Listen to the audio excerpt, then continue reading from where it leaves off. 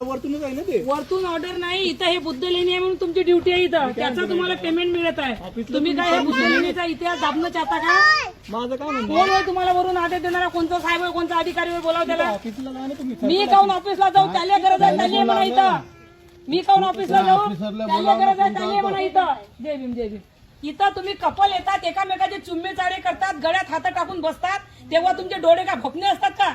तेव्हा दिसत नाही तुम्हाला? तेव्हा तुम्हाला वरून आदेश नसते का? तेव्हा तुमचा अधिकारी सांगत नाही का इथं लफडे जाऊ देऊ नका म्हणून? बुद्ध लेणीला पिकनिक स्पॉट करून टाकलं तुम्ही. इथं 1000 लफडे वरते येतात तर जाऊ देता तुम्ही? बुद्धाचा इतिहास दाबायचे प्रयत्न करतात, वरून अधिकारी आहे, ऑफिस मधून परमिशन काढा. त्याला म्हणा इथं आहे म्हणा, कोणता अधिकारी होता म्हणणारा? त्याच्या का बापाची बुद्ध लेणी होय का ते सांग म्हणा आम्हाला. लहान कोणता साहेब होता म्हणणार आता? नंबर दे त्याचा. नाही तर दे कोणत्या साहेबाचा नंबर होता? जाऊ द्या ताई, झालं ना आता. कोणाला रोखायचं आणि कोणाला नाही रोखायचं एवढं तरी समजायला पाहिजे की सेन्स नाही? पाहिजे ना त्याचा. एवढा तरी सेन्स पाहिजे की नाही? इथून लफडे जातात, तिकडे जाऊन चुम्मा चाळी करतात, त्यांना रोखत नाही ते. त्यांचे दलाली घेतात का त्यांची? शूटिंग करून राहिलं ते तिथं रोखायला आले ते. प्रत्येक जागी मनुवादी भडवे झालेले आहे, मनुवाद्याचे दलाल झालेले आहे ते. माय बहिणीले विकणारे दलाल आहे ते.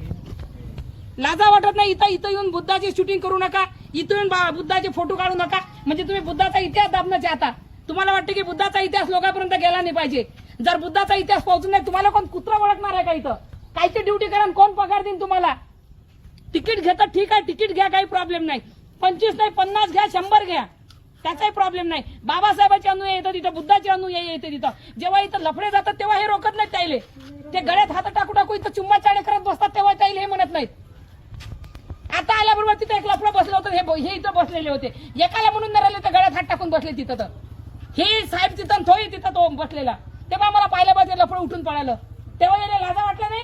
गळ्यात हात टाकून बसले तिथं, एकामेकाचे चुम्मे चाळे करून राहिले, तेव्हा तुम्हाला दिसलं नाही? हे रोकायला अधिकार नाही का तुम्हाला वरून? हे परमिशन नाही का? हे म्हणत नाही तुमचा अधिकारी का इथं लफडी बसू देऊ नका, इथं चुम्मे चाळे? आता मी आली तर होतं का नाही इथं लफडा बसलं? काय होतं तर मग? गळ्यात हात टाकू टाकू एकामेकाचे चुम्मे चाळे घेऊन आले, लफडे नव्हते? ते लफडं होतं काही. म्हणजे कपल इथं येऊन बसतात ते, त्याही परमिशन आहे. तुमचा अधिकारी काय म्हणतात? आता खालून थकून आले, हा, ते बसले म्हणजे गळ्यात हात टाकून, गळ्यात हात टाकून पैसे थकून आले का इथं येऊन बसतात? तुम्ही खालून आले, कोण आहात तुम्ही? मग आता 2 मिनिटं आता पायऱ्या चढून आले, बसणार. हे भाऊ आहे. तुमचा नवरा कोणता? मग हा. बस तुम्ही नवरा बायको असून वरती येऊन गळ्यात हात टाकून बसले का? तुम्ही थकून आले ना खालून? तुम्ही लेकरं बाकरवाले थकून आले ना म्हणते?